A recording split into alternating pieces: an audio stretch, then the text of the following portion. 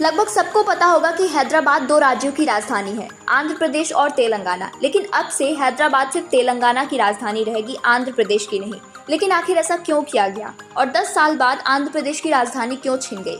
साथ ही जगन मोहन रेड्डी का 3 कैपिटल वाला फॉर्मूला कहाँ क्लैश हो रहा है, ये सब हम इस वीडियो में जानेंगे। तो चलिए शुरू करते हैं। 2014 के आंध्र प्रदेश रीऑर्गेनाइजेशन एक्ट की वजह से हैदराबाद 2 जून से तेलंगाना और आंध्र प्रदेश की शेयर्ड कैपिटल नहीं रही।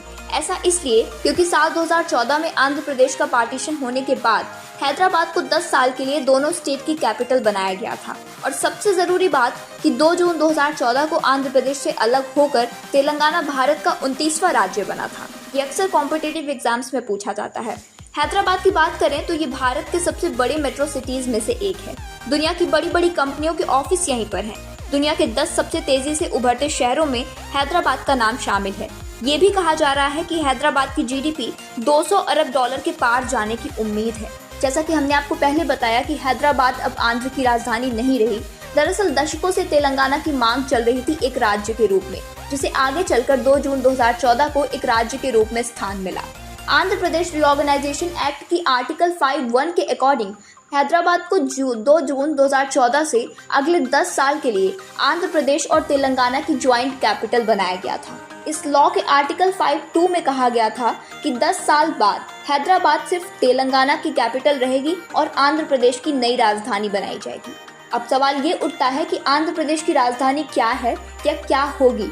ये सोचने वाली बात है कि तेलंगाना को बने 10 साल हो गए, लेकिन अब तक आंध्र प्रदेश की कैपिटल को लेकर किसी भी तरह की सहमति नहीं जताई गई है। इस मुद्दे को लेकर दोनों सरकार यानी चंद्रबाबू नायडू और वाईएस जगन मोहन रेड्डी ने किया तो बहुत कुछ, लेकिन कोई रिस्पॉन्स नहीं मिला। 2014 में जब पार्टीशन हुआ तो उसी साल हुए असेंबली इलेक्शन में चंद्रबाबू नायडू की तेलुगु देशम पार्टी यानी टीडीपी की जीत हुई। उस इलेक्शन में टीडीपी ने 175 में से 102 सीटों पर जीत हासिल की। अब जब चंद्रबाबू नायडू की सरकार बनी तो उन्होंने अमरावती को आंध्र प्रदेश की राजधानी बना दिया। 22 अक्टूबर 2015 को प्रधानमंत्री नरेंद्र मोदी जी ने अमरावती में नई राजधानी के निर्माण के लिए इंफ्रास्ट्रक्चरल डेवलपमेंट भी शुरू कर दिया। ये तो बहुत कम था। न्यू कैपिटल स्टैब्लिश करने के लिए नायडू गवर्नमेंट ने किसानों से 33,000 एकड़ जमीन एक्वायर्ड कर लिया। अब इनकी सरकार में अमरावती को राजधानी बनाने का काम तेजी से चल रहा था।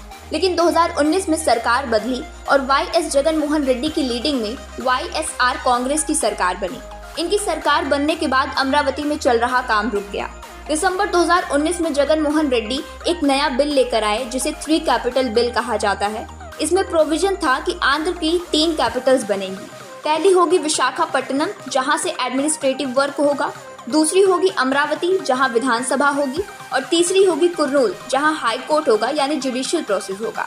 मार्च 2022 में हाई कोर्ट ने कहा कि सरकार अपनी मर्जी से 3 कैपिटल्स नहीं बना सकती।